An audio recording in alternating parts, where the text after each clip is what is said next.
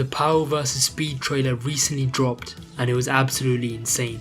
They showed off super clean gameplay and announced some fire new characters, including Super Trunks, Kale, Broly and Hit. It was all going well with nearly 16 minutes of new footage, until that last character roster screen, which had that cursed Wishlist Now option instead of a release date. So because of that disappointing end, and as I'm a really impatient fan, I decided to try and dig around to work out the potential release date of the game, and I found 5 reasons why the game might release sooner than you think. The first reason is the PEGI and ESRB ratings. With the new Power vs Speed trailer, they added a PEGI 12 and a teen ESRB rating at the start of the trailer and on their official website.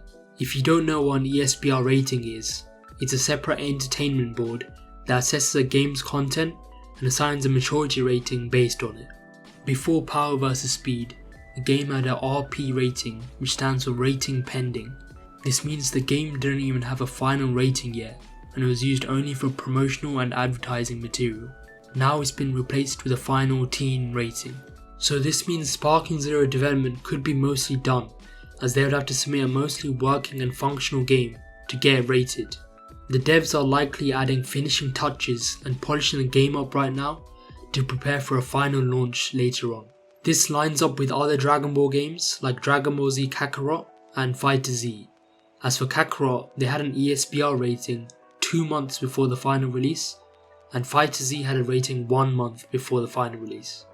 However, there's a very slim chance it's like this for Sparking Zero, as it's such a massive game that's been in development for over 5 years, so I can expect from this pattern we could get the game as early as 5 months from now.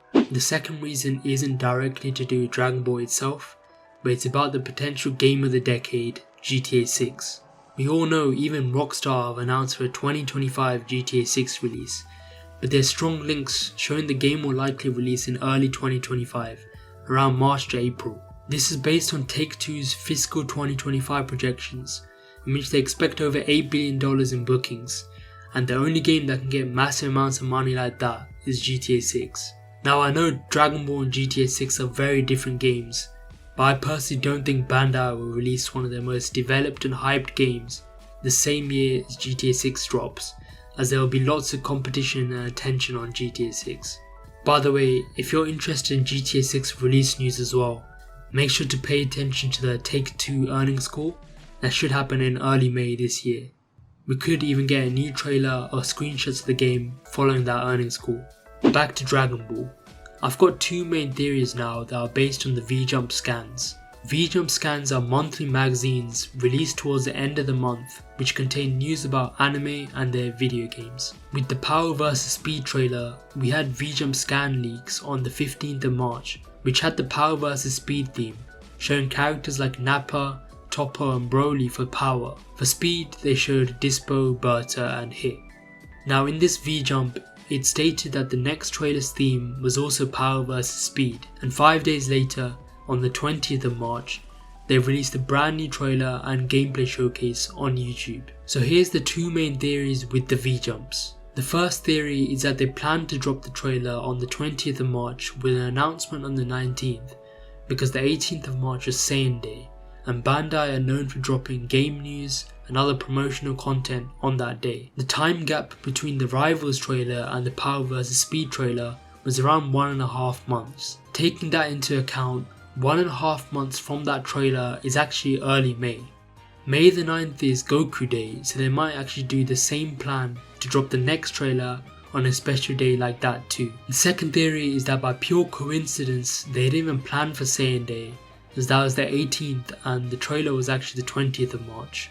The official VJump scans of the month release on the 21st of March, so they could have actually planned to release this trailer just 1 day before the VJump and not even care about Saiyan or even Goku Day. This means they could do the same in this month of April and drop the next trailer just 1 day before the next VJump, which would be the 21st of April. We should be getting leaks close to a week before, so make sure you look out for those. And worst case scenario, we could be getting a trailer not the 21st of April, not Goku Day, but on the 20th of May, which would be a day before the next VJump scan. and they'll do this if they really want to space things out. But personally, I think they will drop it by Goku Day. The fourth reason is that the Bandai YouTube channel created a Sparking Zero playlist. In this playlist, they have all 4 trailers shown so far, including the main announcement one, Rivals, the gameplay showcase, and Power vs Speed. But they actually had a 5th unlisted video inside of the playlist, which is more than likely to be the next trailer already uploaded and ready for us to see. This confirms the VJump theory even more, that we should be getting a trailer by early to mid-May. But it could also potentially be something like a beta or even a demo announcement, as the last couple of Dragon Ball games have had this. The Dragon Ball game's Twitter account is also regularly posting marketing and content news about the game every few days or so, and I think they wouldn't be doing all this if they intended to release the game next year. And finally, Dragon Ball Z Daima, which is a spin-off show featuring kid versions of the main characters, is officially set to release in fall 2024 for Dragon Ball's 40th anniversary. They could time to release Sparking Zero along with this to celebrate the anniversary. Sparking Zero is the 4th installment of the Budokai Tenkaichi series, which have all previously released in October to November of their years, so it could also follow that pattern too. All in all, I'm hopeful that in the next trailer dropping soon, we'll get rid of that crappy wishlist soon screen and at least get a release window, so that we can all start pre-ordering the game, as it's really got me hyped up just to play.